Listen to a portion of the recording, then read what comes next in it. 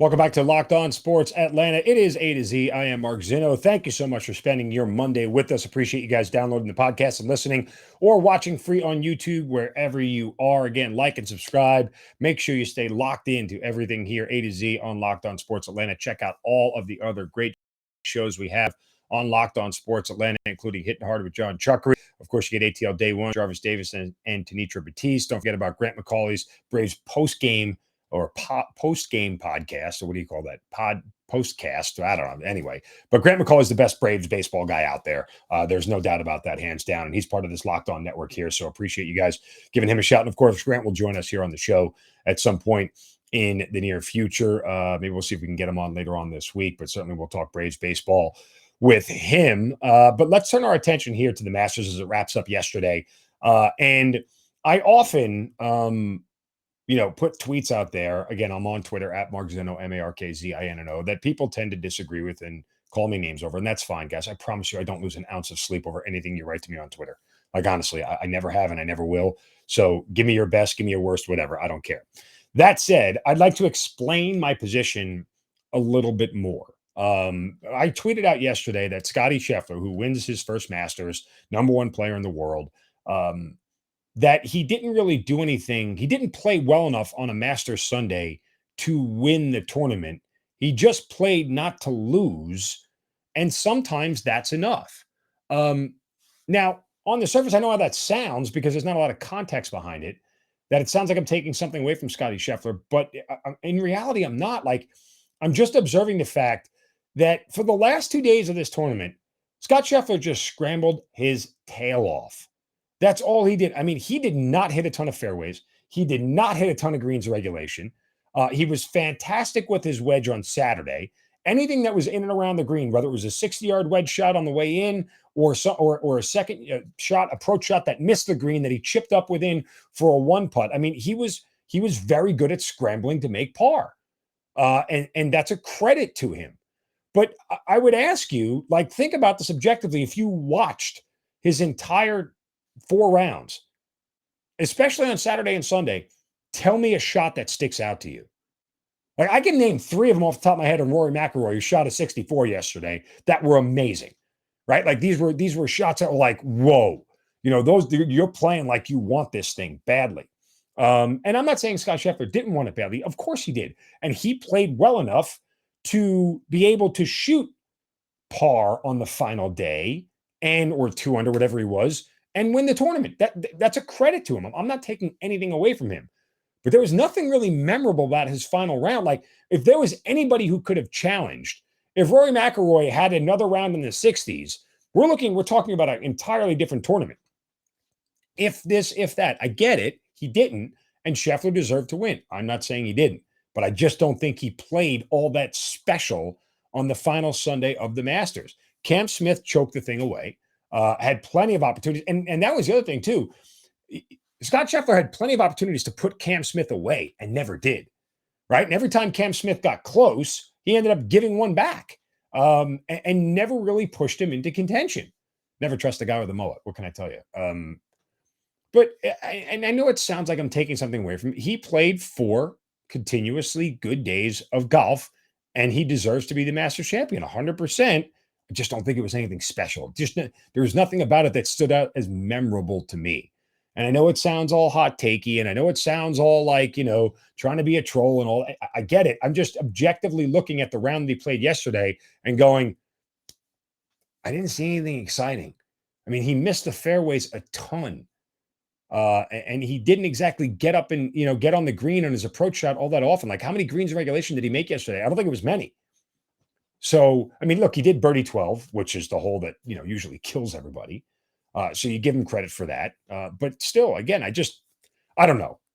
I was expecting something a little more grand on the final day of the Masters. I will say this much about Scottie Scheffler, which I do love about him. This is great. He has got an ugly swing, man. Have you seen that? He's got a very ugly follow through. Like, he looks like an average golfer, right? His swing is like an average golf. You take some of these golfers' swings out on tour, they almost look like they belong in the Louvre, right? They're picture perfect.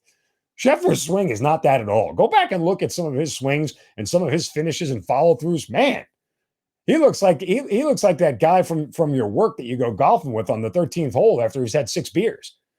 Like he doesn't really have all that beautiful of a swing, but nonetheless, he's the number one player in the world, and it works for him. And so, I think it's great that he wins. And I would say this much: look, this may be the start of a run for him, where he's going to win another major here within the next year, maybe another one this year, and one next year. I certainly, as a betting man, would look to him as that. And even though he's going to be probably a heavy favorite, much heavier than he was heading into the Masters this year. So if you had a Scottie Scheffler ticket at plus 1,800 or whatever it was to win the Masters this year, congratulations to you.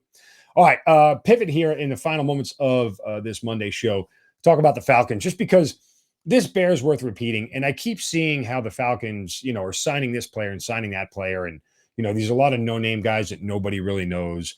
And I just looked at their cap situation today. They are just over the cap and an effective cap space, and that includes signing your draft picks. They're actually over the cap.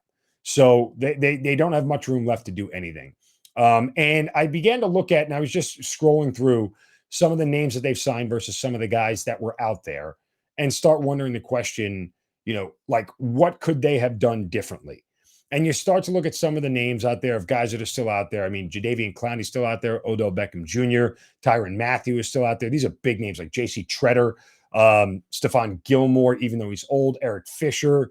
These are high-level guys, Akeem Hicks, that are going to cost way, way too much. But if you scroll down the list a little more, there's a lot of guys out there that could be sitting on one-year deals who are a little bit older that may be able to be somebody that they like. For example, Will Fuller, 28 years old, not exactly old and a wide receiver, but that's a guy that's probably going to get a one-year deal. You look at some of these other names that are out there, Joe Hayden, not that they necessarily need another quarterback per se, Kyle Fuller of the Broncos. These are one-year deal kind of guys. Jason Pierre-Paul, if you're looking for an edge rusher. And these guys may just be too expensive. That's really what it boils down to. They just may be too expensive of a player, even though they are only going to get a one-year deal to do anything else. And maybe there still is some time to sign these guys, like Riley Reid for of the Bengals. If they wanted to make some changes at tackle and maybe move McGarry inside, if that was something that they would do. There are other Eric Flowers from the Washington Commanders. The guard there, probably only going to get a one-year deal, not going to be very expensive. Could they plug him in at the other guard opposite Chris Lindstrom? Maybe. I don't know. I mean, I just look at all these names out there, and then I look at what the Falcons had in cap space, and you begin to wonder, it's like, well, they got to fill out a 53-man roster somewhere. And you can't, even though you probably could have afforded some of these guys individually, that would have left you any room to put anybody else on the roster. And so maybe the Falcons, to a certain extent, do know what they're doing. Maybe they are approaching this the best thing they can. Here is the one thing that you can hang your hat on. And here's the one relief that should make you smile.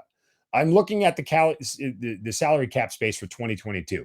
If I just click one little button and change it to the salary cap space from 2023, because in 2022, again, the Falcons have a red number next to them, and they are fifth from the bottom in the league. You click on the 2023 tab, guess what happens? They move to the third highest cap space team, third from the top, with nearly $77 million in cap space to spend next year. And you scroll all the way down, you look on the right where it says dead money. You know what that number is? 0. That's what this whole thing has been all about. From day one, that's what this is about. My only angst with the Falcons is they should have done it 2 years ago, in reality. And they definitively should have done it when Arthur Smith got here and Terry Fontenot got here. That should have been when they made all these moves. And they would be on their way out of this rebuild already. But I digress. Don't need to go down that road once again. So let's continue to see how this unfolds as we get closer to the draft and what the Falcons do. That'll do it for us here on A to Z on this Monday. Make sure you guys give me a follow on Twitter at Mark Zinno. We'll be back tomorrow doing it all over again right here on Locked On Sports Atlanta. I'm Mark Zinno. You guys have a great day. Don't take any crap from anybody. See ya.